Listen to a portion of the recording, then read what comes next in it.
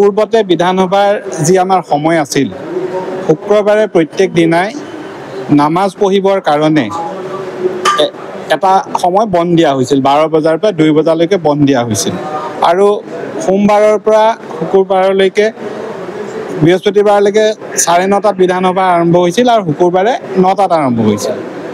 এতিয়া বিধানসভাৰ যি কাৰ্যপালিকা rule and procedure of conduct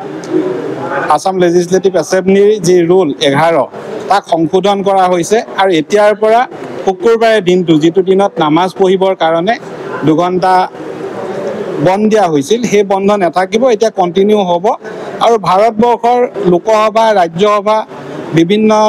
ৰাজ্যৰ বিধানসভাত নিয়মসমূহ পৰ্যালোচনা কৰাৰ পাছত এই সিদ্ধান্ত লোৱা হৈছে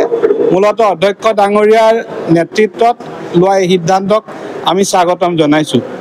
সৈয়দ সাদুল্লাহ দিনৰে পৰা ব্ৰিটিছৰ দিনৰে পৰা এই সিদ্ধান্ত অব্যাহত আছিল আৰু যেহেতু আমি এখন ধৰ্মনিৰপেক্ষ ৰাজ্য বা ধৰ্মনিৰপেক্ষ ৰাষ্ট্ৰ আমাৰ সিদ্ধান্তসমূহ প্ৰত্যেকটো ধৰ্মৰ কাৰণে হ'ব লাগে আৰু আজি এই সিদ্ধান্তটো সদনত আমিনুল ইছলাম ডাঙৰীয়াই উত্থাপন কৰিছে যেটো সিদ্ধান্ত অলৰেডি হৈ গ'ল প্ৰতিবেদন দাখিল কৰিছে আৰু সকলোৰে সন্মতি সাপেক্ষে ইয়াত এনেকুৱা নহয় যে কোনোবাই আপত্তি কৰিছে সকলোৰে সন্মতি সাপেক্ষে আমাৰ বিধানসভাৰ কাম সুন্দৰভাৱে চলিবৰ বাবে এই সিদ্ধান্ত লোৱা হৈছে মই সকলোকে ইয়াৰ বাবে ধন্যবাদ জনাইছো আৰু বিশেষকৈ এই ঐতিহাসিক সিদ্ধান্ত লোৱাৰ বাবে মই বিধানসভাৰ অধ্যক্ষ ডাঙৰীয়াক অভিনন্দন জনাইছো হ'ব পূৰ্বতে বিধানসভাৰ যি আমাৰ সময় আছিল শুক্ৰবাৰে প্ৰত্যেক দিনাই নামাজ পঢ়িবৰ কাৰণে এটা সময় বন্ধ দিয়া হৈছিল 12 বজাৰ পৰা 2 বজালৈকে বন্ধ দিয়া হৈছিল আৰু সোমবাৰৰ পৰা শুকুৰবাৰলৈকে বৃহস্পতিবাৰলৈকে 9:30 বিধানসভা আৰম্ভ হৈছিল আৰু শুকুৰবাৰে 9টাত আৰম্ভ হৈছিল এতিয়া বিধানসভাৰ যি কাৰ্যপালিকা rule and procedure of conduct Assam legislative এছেম্বলিৰ যি ৰুল 11 তাক সংশোধন কৰা হৈছে আৰু এতিয়াৰ পৰা শুকুৰবাৰে দিনটো যিটো দিনত নামাজ পঢ়িবৰ কাৰণে 2 ঘণ্টা বন্ধ দিয়া হৈছিল সেই বন্ধ নাথাকিব এতিয়া কন্টিনিউ হ'ব আৰু ভাৰতবৰ্ষৰ লোকসভা ৰাজ্যসভা বিভিন্ন ৰাজ্যৰ বিধানসভাত